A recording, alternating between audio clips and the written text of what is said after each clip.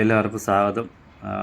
ഇത് V30 intra V30 ടാറ്റയുടെ ഈ വണ്ടിയുടെ ചേസ് നമ്പർ എൻജിൻ നമ്പറും കാണിക്കാനാണ് ഈ വീഡിയോ ഇടുന്നത്.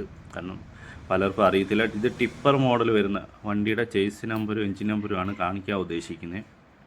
ആദ്യം കാണിക്കുന്നത് നമ്മുടെ ഇട സൈഡ് ഭാഗത്ത് ഹൗസിങ്ങിൻ്റെ ഗിയർ ബോക്സിൻ്റെ തൊട്ട് ഫ്രണ്ടിലായിട്ടാണ് ഈ ഇത് വരുന്നത്.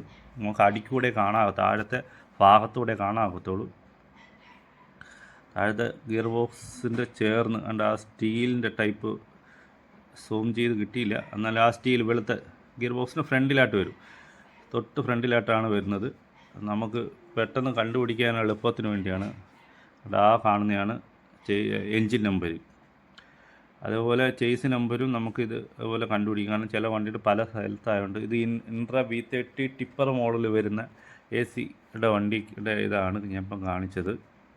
അതുപോലെ നമ്മുടെ വണ്ടിയുടെ ചേസ് നമ്പർ എന്ന് പറഞ്ഞാൽ നമ്മുടെ വലത്തെ സൈഡ് സ്റ്റിയറിങ്ങിൻ്റെ സീറ്റിൽ നിന്ന് ഡ്രൈവർ സീറ്റിൻ്റെ തൊട്ട് താഴെയായിട്ടാണ് വരുന്നത്. ഡ്രൈവർ സീറ്റ് നമുക്ക് ഇളക്കിയെങ്കിലേ അത് കാണാകത്തുള്ളൂ.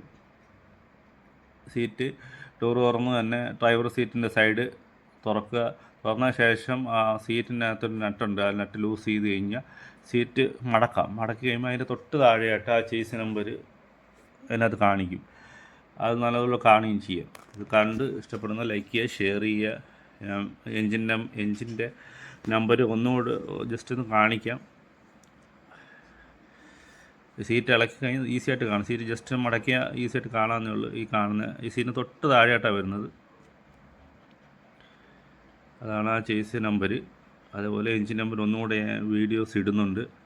കാണുന്നത് ലൈക്ക് ചെയ്യുക, ഷെയർ ചെയ്യുക, കമൻറ്റ് ചെയ്യുക, സപ്പോർട്ട് ചെയ്യുക.